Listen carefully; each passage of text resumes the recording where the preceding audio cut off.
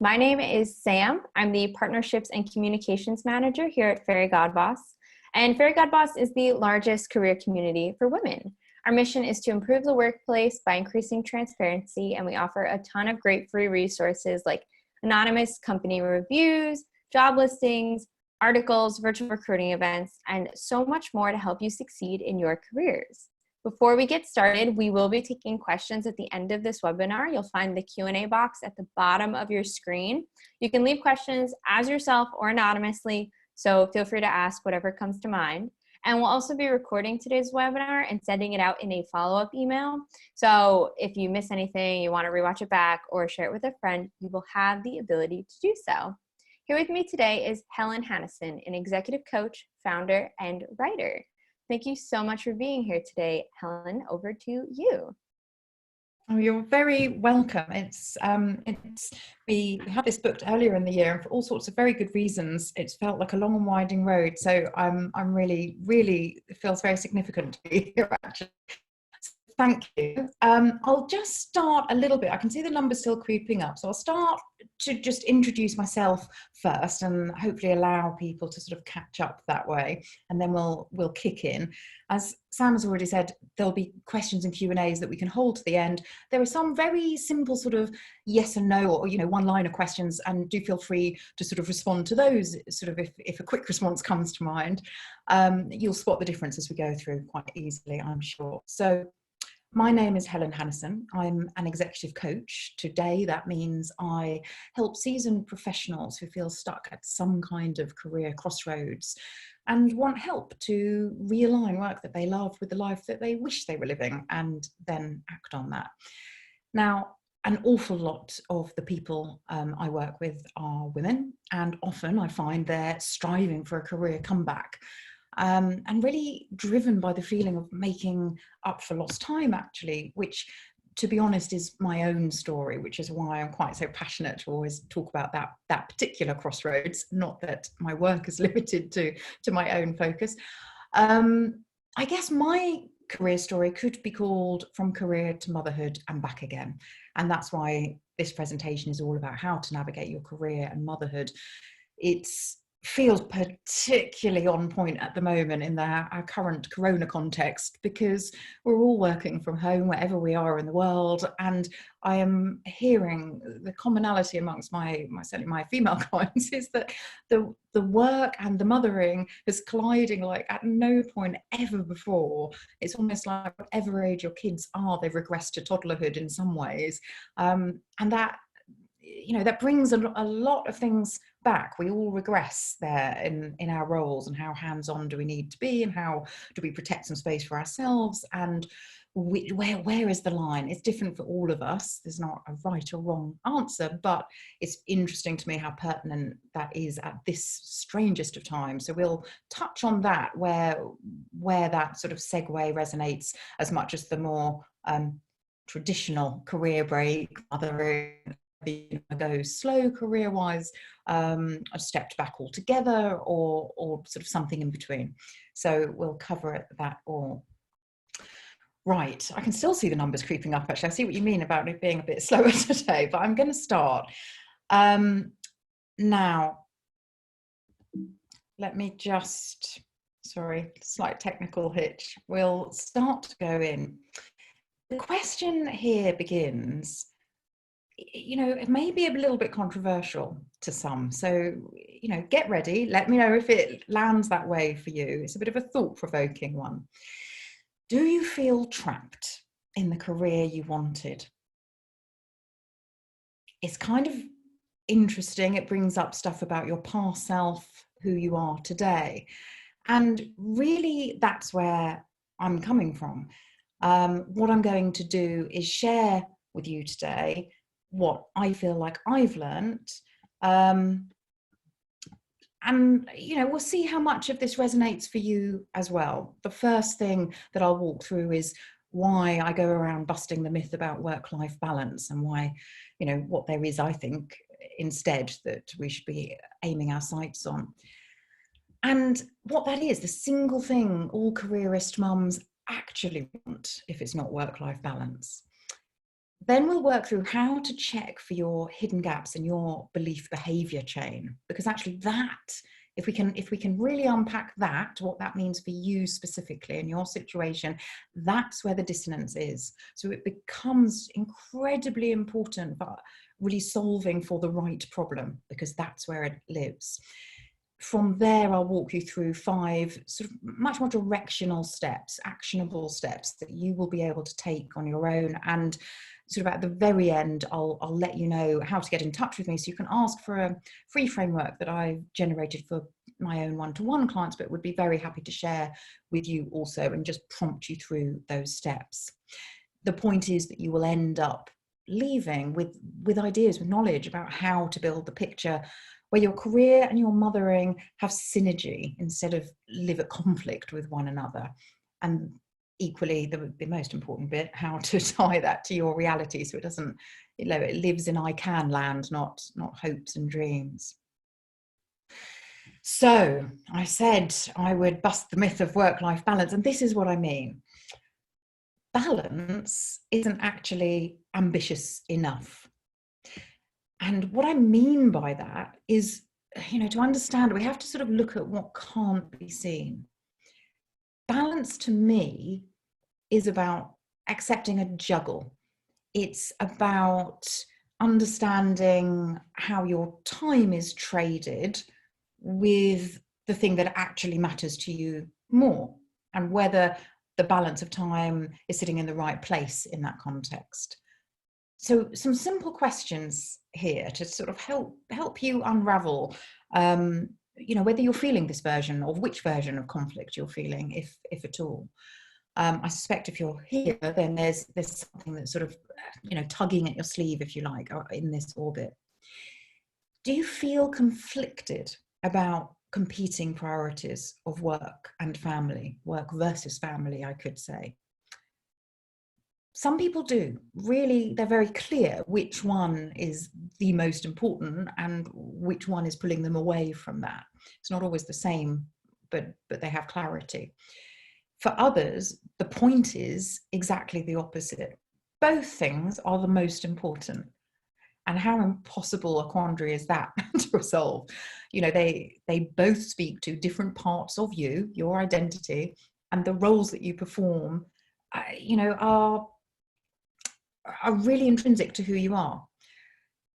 So there may be a clear direction of sacrifice, or you may feel that you're living in a bit of a success trap that you created yourself in. And I certainly think this was where I was back at Career One. I, had got to board director level of the world's largest PR firms. I absolutely loved what I did. I saw no reason why it needed to conflict with mothering, until I was a mother and started to recalibrate to different priorities.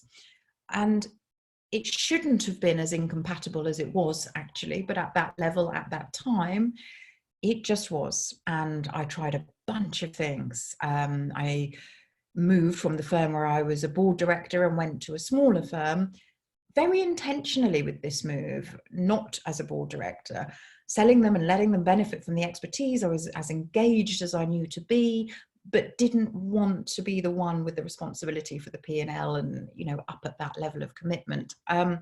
Long story short, what they wanted was the paper profile and all the commitment that comes with it. So we were there in the same conflict, despite my best efforts at sort of navigating that one.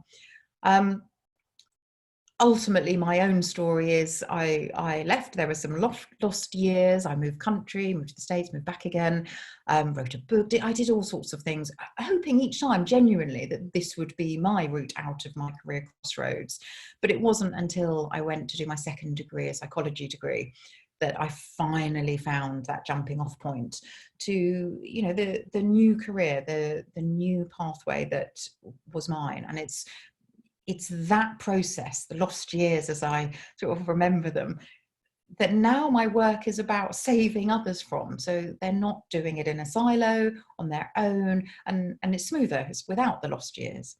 So think about, whether you feel driven to make up for lost time as you coming back in, maybe. It has that feeling sometimes with motherhood, and it isn't as literal as, you know, maternity leave by any means. I think often it's when the kids start going to full-time school and get a bit more independent and older than that even, that we sort of pop back to the surface. Even if we've been in work all the time, we want now to, we've got ready to recommit and use our energy in career terms. And sometimes the world isn't ready to let us back in, or the world we used to know. What sits at the crux of this is really whether you believe you're the same person from year to year or decade to decade and through all these life stages. Because I think there's a lot of a sense of people sort of punishing themselves a little bit maybe for not knowing before what was going to matter most later once they were a mother. And, you know, that's very hard to live with. And I think if we get stuck beating ourselves up because it's now obvious, now we have hindsight, in other words, that's not a very productive place. We tend to circle then and be in the land of what should, what we felt the trajectory was meant to be.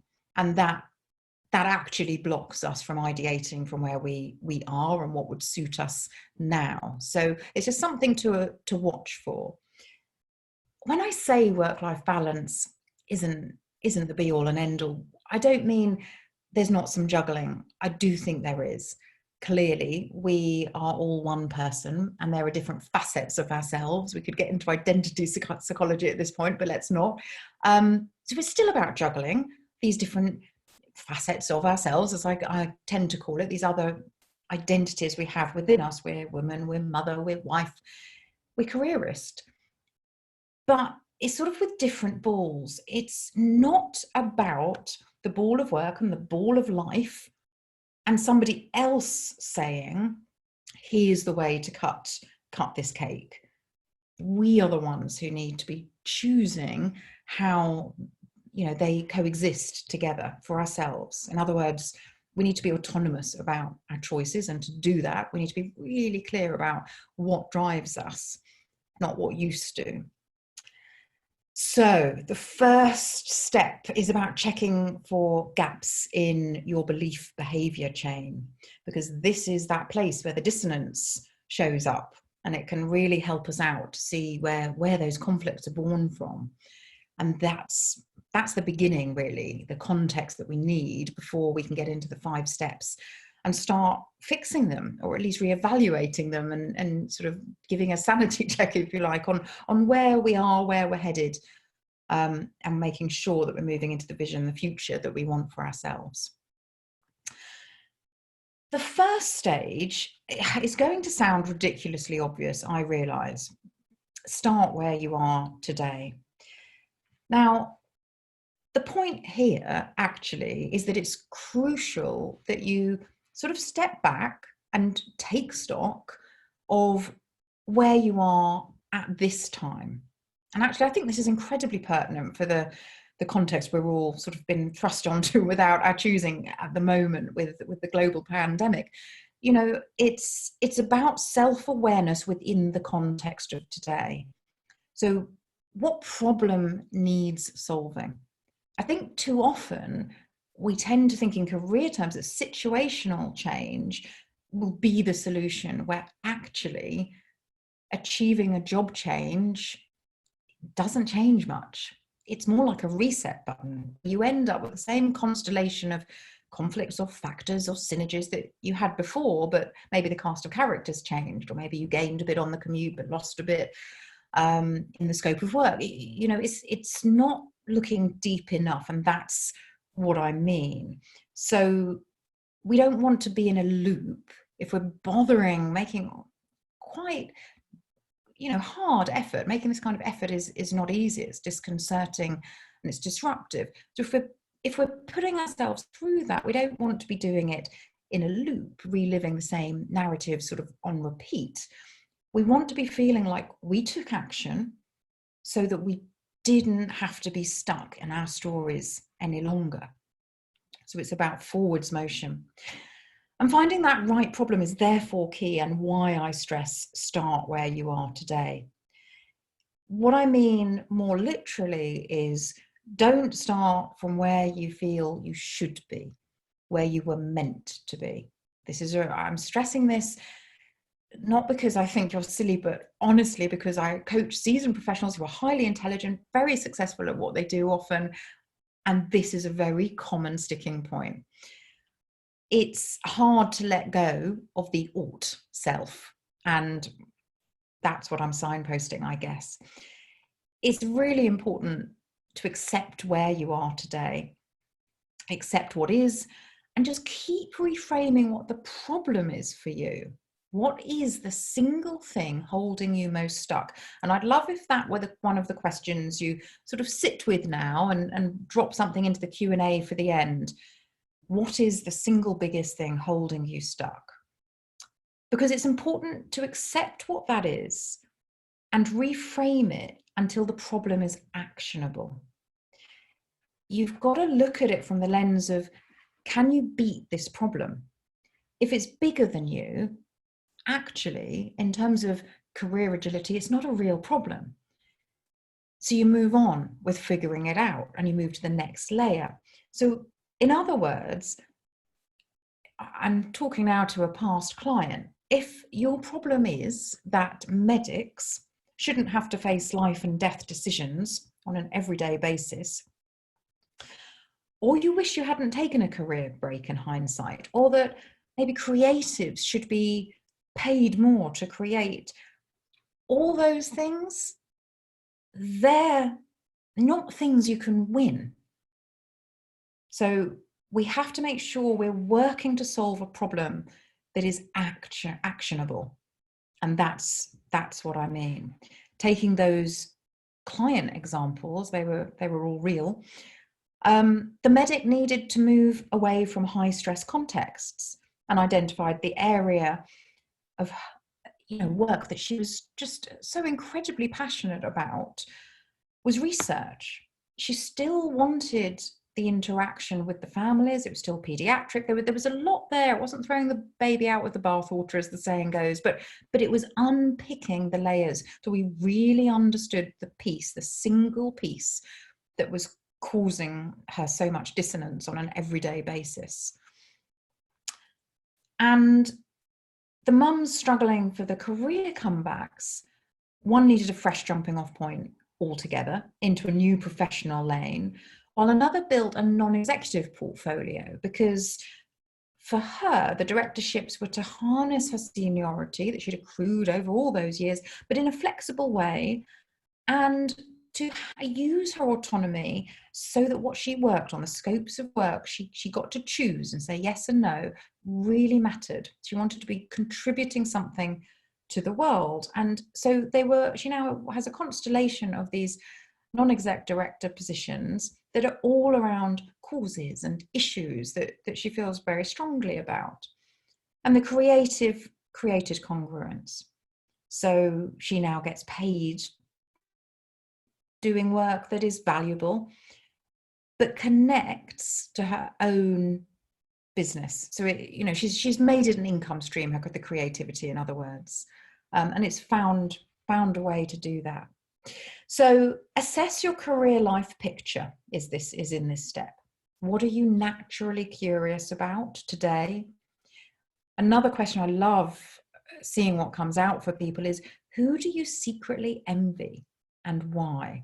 If you just struggle to access some of this self-awareness, self-insight, then that can be a really powerful one to lead you to some of these answers. However you get there, the priority here is pick the problem that is like the itch you just have to scratch. Just make sure it's a problem you can act on. Now, step 2. There is no winner at identity conflict between you and yourself. So we're sort of circling around the same orbit. Let's unpack the right problem then. What this means is we've really got to understand how the roles that we perform clashes or supports who we feel we are at our core. what happens, I mean, again, without dipping into all the psychoscience, if we feel conflicted, ultimately it's highly aversive. And psychologically speaking, what happens is we will ditch one role because it just makes it stop. And that feels like just such an important driver if we're living every day in conflict. This isn't a luxury problem. It's a really essential need.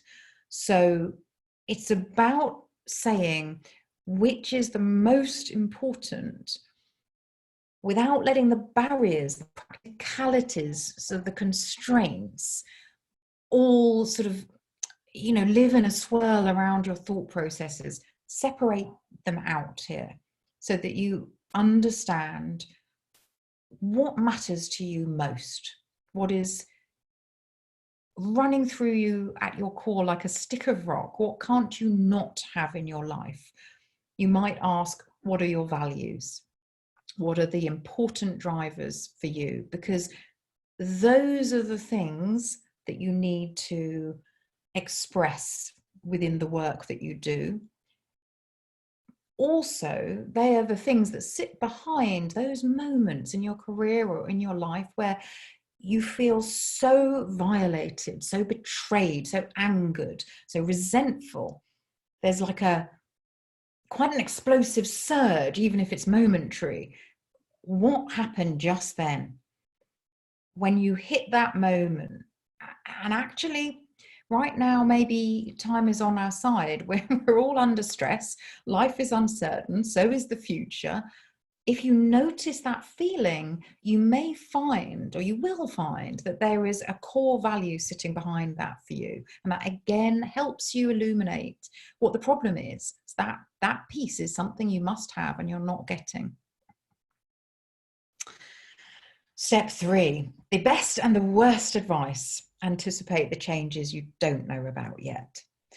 Now, this is hard, as I've said. None of us, I just don't believe we can sort of not be mothers and somehow anticipate a decade later or 2 or whatever what we wish life would look like once we become mothers and have kids of this age and then that age and then the other age.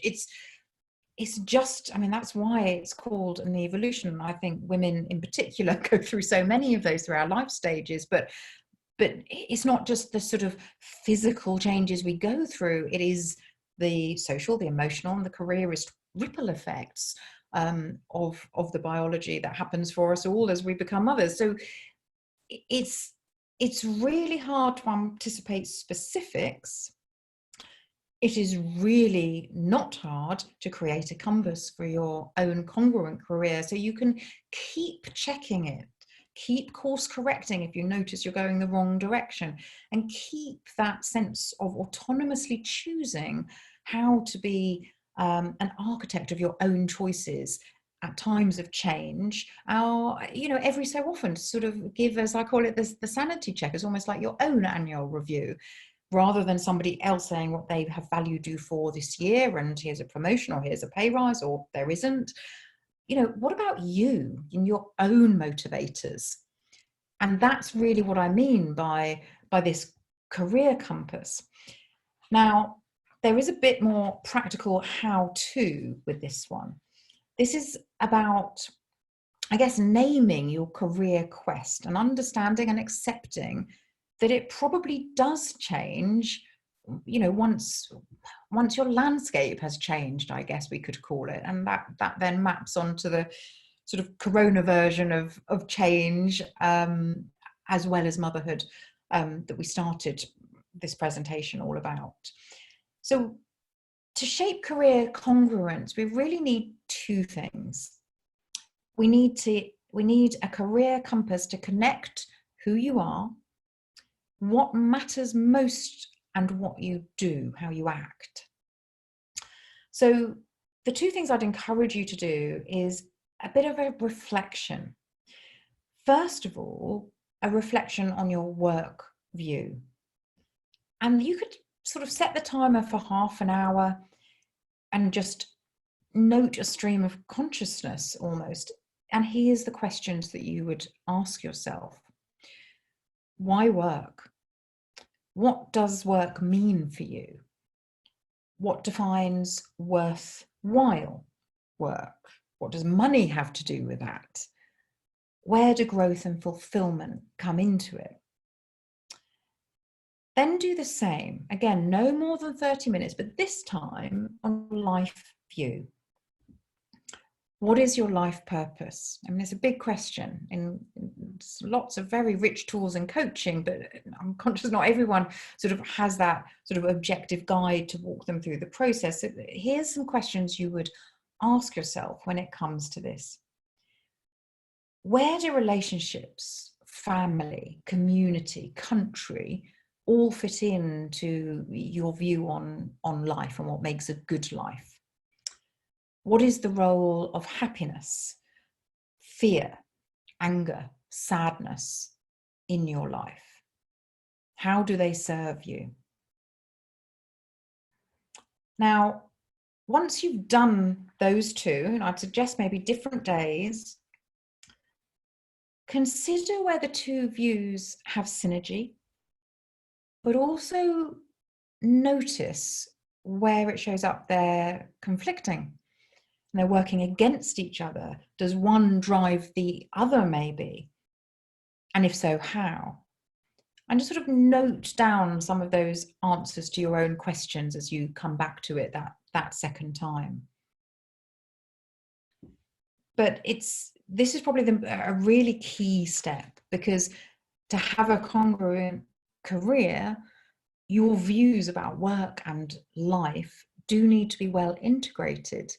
That's what the congruence is all about. The career compass is bringing those two facets that don't necessarily sit neatly alongside one another and find a way to see them intersect, so that you can make intentional choices about your what next and then build forwards so that you get to live whatever your version of congruence is. Now, I've just seen a question here, and it looks salient to this, so I'll just see if I can address it. Can you provide some examples of views on those two? So I'm just trying to I've lost the right-hand side. And for finding your passion, views on relationships, views on roles of happiness, anger, etc. Now, this is a difficult question to answer, because there will be as many answers to those as there are individuals who attempt the work, actually. And that's sort of the point. It's a bit like values. I mean, really, this is another perspective, another way into values. What matters to you most? What do you stand for? That kind of thing. There isn't really a judgment, therefore, and there shouldn't be, about what makes a good feature to live in one of those views and what doesn't. It is just about illuminating what feels important to you, compelling, magnetic, and accepting that. Doesn't matter if it's virtuous or not. It just needs to be honest, not just what you feel is socially desirable and so on. What makes you feel alive as you do it, and what do you feel a bit robotic about and could do with doing less of? I think roles of anger, I think, to be honest, very quickly, I'll answer this. I think it's really important at the moment. Really good question. Roles of anger, resentment, irritation, frustration, stress is actually the same as all the so-called positive emotions, happiness, joy, which we'll come to in a sec. I wish that we hadn't been educated to think of emotions in such a binary way, the negatives, the positives. All emotions, full stop, all emotions are actually there to signpost something is important to us. And that's why I'm directing you to pay attention there. If you notice that you're having anxiety about something, it is actually your mind's way of sort of tugging on your sleeve again, that feeling of saying, this is coming up, it's important, you need to prepare, let's do some readiness, what could we make ourselves feel safer if we did it? So it's actually serving you, it's driving you into action to make sure that the disastrous outcome that you're anxious about doesn't get to happen. It's not even an eventuality. And that's one of the things I mean. Sometimes progress, particularly in this personal development space, isn't linear and neat. That's why it's so hard. It's more like swimming lengths in a pool. Sometimes you need to get to a hard stop at one end to push off again. And I think of those emotions that we're taught to call negative, like anger and resentment and anxiety and worry and depression. I think of them like that. Be with them, accept them, and then use them as fuel for your next action. I hope that that's useful, but perhaps we can come to it later as well. Now, doing this kind of work, there are some common points that tend to come up again and again. And here is one of the things people are doubting about now. I don't have a clear vision for what I wish would happen next. That's why I'm here. It's sort of the point. You know, if it's a no from you, no, you don't have a clear vision, it's fine. That works too. Don't let that stop you in this work. Accept that fact as a clear opportunity for growth. And actually that's where post sort of traumatic transformation happens. So I feel like we're all at the cusp of sort of choosing, you know, what is this strangest of times showing us? You know, what is there? If you can move into a discoverer's mindset and just keep exploring, you will find maybe not the crystal clear vision in one sort of wave of the wand, but facets, elements that need to be built in, things that are clearly mattering to you right now. So even without a sharp focus, you can still access how it would feel to move into your future vision and what's important about that feeling. And even that, it sounds intangible, I know, but even that, you know, will help you progress and sort of put some definition to what feels foggy. Now, step 4 is all about finding out where joy lives. So it's another layer of sort of this analysis. What I would suggest is keep a joy journal for a couple of weeks. This doesn't need to be a long, onerous, sort of hours spent jotting a diary, torturing yourself to sort of extrapolate thoughts and wisdom. You just bullet points is fine. What you're looking for when I say joy, and again, this is hard sometimes for people to access because we don't use it in our language. We don't tend to say, oh, I felt real joy when I did, you know, so it is hard to spot. So trying to anticipate some of your questions. The things I have found useful when I work in one-to-one with people, where it's obviously easier to kind of guide and support. If you're losing track of time because you're so super absorbed, you're in flow with whatever it is you're doing. Doesn't have to be in your career lane. So please note just whatever. It's also blurred at the moment anyway. What is it had you losing track of time?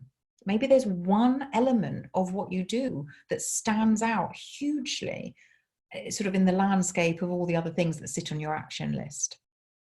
So keep a joy journal for a couple of weeks, just noting when you feel that aliveness, I like to call it, that sort of almost exhilaration, you just feel so alive doing the thing you're doing, and note, what was it? Or who was there? What was important about that time? What was the context, in other words, for the feeling? Don't worry about where that's taking you too much. Give it the 2 weeks. What you will notice when you come back is you will start to see patterns. So even if it's not clear as you're noting it, please carry on. It's a bit like a diet. Even if the scales aren't telling you the right answer, just please carry on, because the body will do the work, and by the end of the 2 weeks you'll have the outcome that you wanted. So persevere, because then you will be able to look for a pattern. It will become obvious, just sort of taking quite a scientific approach actually. So you'll be able to tie your reality to what you found out once you have clarity about what showed up for you specifically. Now, closing the gaps in your belief behavior chain with help. Now, often, and this is quite intangible again, often, and there are incredible stats about this, we will have beliefs, and then what we do is something different. And what I've noticed it with all sorts of things, not just parenting actually, but this is enormously important, and another layer of self-insight when you're trying to sort of piece this kind of puzzle together. Do you believe that mothers should work? Do you believe that mothers should not work? Do you believe that they should be part-time? Do you believe that fulfillment comes from family or career, or the hybrid when you get it spot on of the synergy of both? What are your beliefs? Now, often you will have gone into your marriage sort of with quite firm beliefs. Life happens. It isn't always as neat. Sometimes these things adapt and evolve, and we discover something different than what we were shown as we grew up. And certainly I feel my generation, you know, we didn't necessarily have careerist mums. So it's, you know, we're on our own voyage here. So our beliefs aren't that shaped maybe in a positive way by what our parents did. It might be that they're shaped by what they didn't do and regrets they therefore had. And that was our inheritance. So there's a lot here. But what you're doing is sort of recruiting your nostalgia to look back in order to, I mean, don't dwell there. There's no point. Anything with coaching is always about, and how do you employ that to get into action? But you're just bringing this belief behavior chain into the light. What do you do? What roles do you perform in your everyday that conflict with beliefs that you would have claimed from way back? Check, did the beliefs evolve?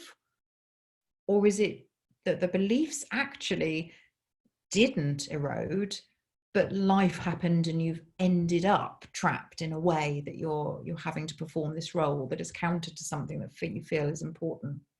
Now, the reason that we're saying with help is because this is incredibly difficult to unpick on your own. You will ideally want to do this with someone who knows you well, someone you trust. It may be, you know, we're all doing Zoom sort of, well, I don't know about dinners, but get-togethers with friends. You know, this could be a sort of shape easily for something like that kind of self-insight, where you can go through a series of belief questions and then sort of come back and say, so when you work full-time, but you've just said you believe mothers should, you know, be present for their kids, particularly from this age or once they hit that stage, or, you know, whatever it is for you, you know, you will start to show up something. It sounds incredibly obvious, and I'm conscious even as I'm saying it, but we get so busy and so propelled in our professional lanes that we forget to step back and say, oh, this is why I'm actually sort of feeling that the work that I do, that I'm perfectly successful at, is compensating me well, is also feeling bankrupt of all meaning more and more each year that goes by. And that's an expression actually that one of my clients used at one point. So this can be important stuff and really, really revelationary. So I think all those 5 steps have been about sort of zooming out, if you like, and really keeping in touch with yourself as you grow and evolve through life transitions, but I'd like to say at this time through landscape changes as well. We need to employ career agility through, you know, this particular time that we're going through. And actually, what I'm finding for my clients is that if I had to pick the number one trait that recruiters are looking for as we come out and the world reboots from this phase we're in, it's that agility, career agility. So whether it's a career too, an encore career, whether it's a professional pivot, maybe you've always had secret yearnings to be self-employed and sort of leave the corporate corridor, whatever that is for you, it's demonstrating the agility to move with the times, and really find a way to express yourself sort of as things change. I've just seen a quick question come in from Crystal. What do you do if your core beliefs are shook by a slight misogyny? Oh, I can't even say that word, but I know what you mean, husband. Oh, that's this is a difficult one. There's no easy questions today, is there? I think I say in coaching quite often, I'm going to say it to you, I don't know how this will land, and I hope you take it in the spirit it is meant. As a coach, I can only coach the person I'm in the room with. And actually, I would throw that straight back to you. No one else can own or influence or shape your core beliefs. They're yours. I talk about them running through you like a stick of rock because that's how I see them. You, of course, react and respond to the world around you, but if you don't have the right fit support, that's not okay. So you're at choice, but you can only control the piece that you're in control of. I would suggest, needs to employ some compassionate directness here. And ask yourself maybe, and I think I'll leave it here, who is the star of your program? Is it you? Or is it your husband? Some big questions there. I hope that's helped. These are really important questions because the next line I was going to say is it starts where you are today. And it's this kind of thing. What we're finding here is you start to notice your landscape, as I'm calling it, the things that are confronting for you, where the belief is sitting at odds with your behavior, how you act, what you do, the roles you perform in the world. And it is dissonant and it can be confronting. But what you want, the way you want to feel thriving, is just the other side of puzzling this stuff out. So please don't turn away when it feels aversive. This is the conflict, identity conflict we talked about early on. So thank you for that question. I'd like, I guess, everyone here to know it is never too late to redesign your career and your life. I'm working with some clients who are considerably older than me, and I'm definitely not a spring chicken, and they've done it. These professional pivots are there for them because it's actually more about mindset and energy and application than much else. And the huge bonus with, having accrued some years and some experiences in career terms, but also life, is that these things don't fall off you if you're made redundant and, on the day you leave the revolving doors for the last time. They are your experiences. You now have that knowledge and that savvy in this sector. And if you pair that with ambition and so on, then a can-do attitude, then you can make this congruent, aligned, synergistic, new way of work that you love, happen.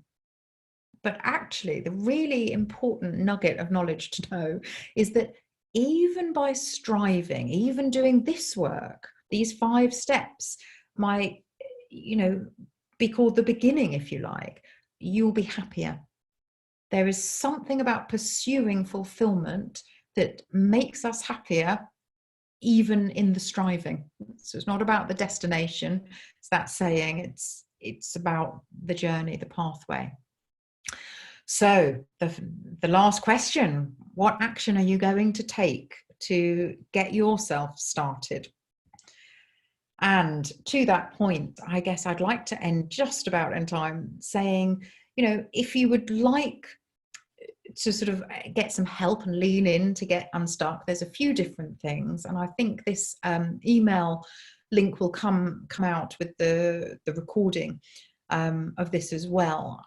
So there's a few different ways. There is a free framework I mentioned earlier that I designed for my one-to-one clients, and it just helps you go deeper on a lot of this sort of self-reflection stuff and prompt you, make it a bit of an easier sort of route to entry to doing the work.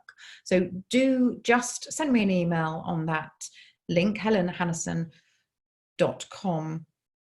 Actually, it should be. I'll contact, that's not good. And let me know if, you know, if you'd like the free framework. Equally, if you'd like to book a clarity conversation, that's something I offer people who are reasonably interested to explore what one-to-one coaching might look like for them and how it would help them. My strong intention from those is that, you know, people leave with more clarity than they came into the call, even if we aren't going to get to work together, and that's okay. There is one other thing that is worth mentioning, because you're just in time. Next week, I'm starting my first and likely only interactive online course going through exactly the sorts of steps we've talked about today across about a 5-week period with, you know, I'm going to try and keep pods of people sort of quite small intentionally, but it'll be very proactive in the sense I will be asking you as we go through, watching some sort of very short video records, a bit like this, and then what would you like next? What was missing? What do you want to go deeper on? So that the following week I've addressed those. So it's sort of literally impossible by design this way to not get what you want out of it. And there would be some live sessions, I think on Zoom, but where there would be two-way once a week as well. So we get to sort of really puzzle out how that applies to your situation. So let me know quickly if you're interested to know more about that one, because as I say, that is starting for others next week. And with that, I will say thank you ever so much for joining. Thank you for those questions. And we've just, I guess, got a few minutes, Samantha, to ask some more. Thank you so much, Helen. And as she mentioned, we'll be taking questions now. So if you have anything in mind, feel free to use them using the Q&A. You'll find it at the bottom of your screen. Again, you can ask questions as yourself or anonymously. So feel free to do either. And in addition, Helen mentioned that link, the correct link, will be included in the follow-up email. No worries, I'll include the right one in the follow-up email. So you'll have it all in front of you by the end of the day today, if you'd like to learn more about anything she just mentioned. So I have a question that I've seen a lot of people asking before, and I know it's a pretty common question, so I wanted to put it out there. You talked about how you recommend like journaling throughout the day and catching those moments of joy and picking them out to see where you want to go next. Do you have any tips or tricks for people for how they might be able to match up those moments of joy with a potential career? How can they find out, you know, how can I turn this moment of joy into what I actually want to be doing? Yes, it's sort of making it very practical. What we end up doing really with all the steps we've talked about, but that one in particular, is it's almost like writing your own job spec. Instead of, I don't know if you know the expression bottom up and top down, instead of coming top down where, you know, the prospect employer has said, well, these are the qualities, the traits, the skills, the hard skills, the soft skills, the strengths, you know, this is what we're looking for. What I'm trying to do through all these steps, and that one is especially important for fulfillment really, is help you sort of write out, what would it be you're asking for? What is the ideal job spec, the wish list, what's on there?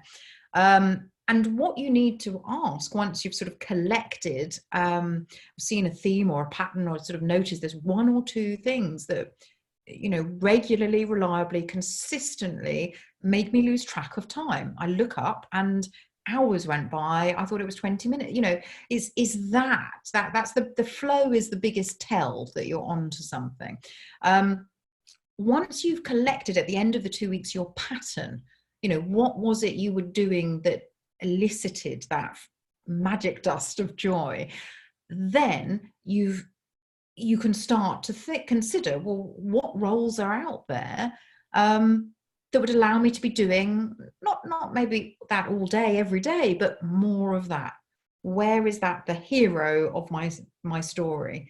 For me, it's, for instance, writing is one that I do completely go into flow, writing articles. The other one is clearly making a difference to someone on a very individual level, and it's those coaching sessions that I have to have all kinds of sort of restraints on myself to sort of keep an eye on the session time.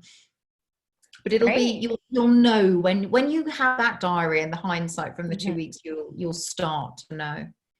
So it's looking for those patterns essentially, and kind of just it's going all about, exactly, it's all about spot the pattern and then sort of look to the world to see what's on offer, what possibilities are in that orbit. It becomes a bit of a research job sometimes. It's not things that you maybe know about, but seeking ideas. That question about who do you secretly envy and why. If you mixed these two things, where you find joy and then go and look for who is operating in arenas where they get to do that thing that gives you joy, then you might start to get, so what were they doing 5 years ago or 10 years ago? How do I plot my path? So it's a bit of discovery work from there. I like that point about looking to who you envy, kind of, and trying to emulate the qualities that, you are envious of from them. Okay, so I had another question. You'd work with a lot of different clients, you said, that have done like different career pivots. What advice do you give to them when they're trying to, tell prospect employers what they've been doing while taking a break from their career, whether that was caring for children, caring for parents? How do you prepare them for those conversations? Yeah, do you know, it's really tough, this one. It involves, I think, and I always we almost go back to my own career one actually at this point and start I used to call it media training, but it becomes a different kind of training.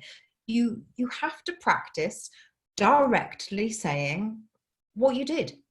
You don't need to dwell, don't need to spend a great deal of time. If there is something transferable that came out of it, you could look at what you did in those years and think, there is, back to this agility point, there is huge agility to be demonstrated from anyone who had a career one and then took a break or sort of downsized their professional scope of work while they were prioritizing mothering, to talk to agility. Adaptiveness, you would call it in psychological terms. So I don't think that's a small thing in this climate.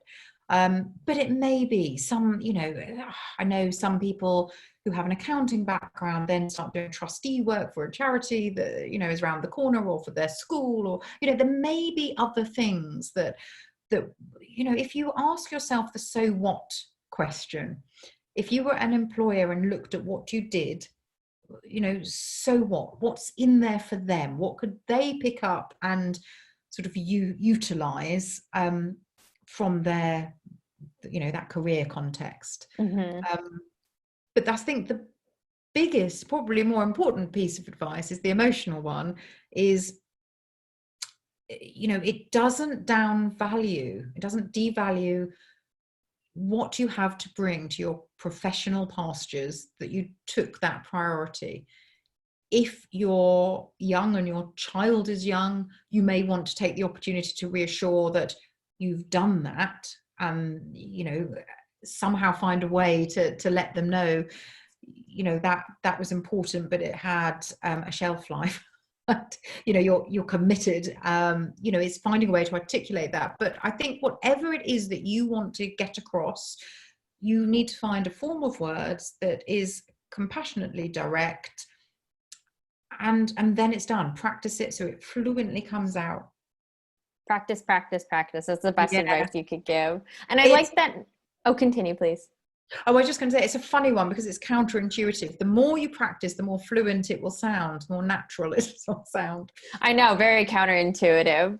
And I like the note you said about transferable skills. I think that's something that a lot of people forget, that even when you were taking a career break, no matter how long it was, you were doing something. A lot of people think that, oh, just because I was home and I was, on the PTA at my child's school, I wasn't doing anything. You were doing something. You weren't sitting around, diddling your thumbs all day. You were most certainly doing something. And there's always a transferable skill. Definitely. Yeah. Agreed. Perfect. Well, thank you so much, Helen. Looks like we answered everybody's questions today, and I really appreciate you being here with us. Oh, you're welcome. I've so enjoyed it. Thank you for having me. And thank you, everybody, for joining us today. I hope you have a great rest of your week. Stay safe, and we will catch you at the next one. Bye.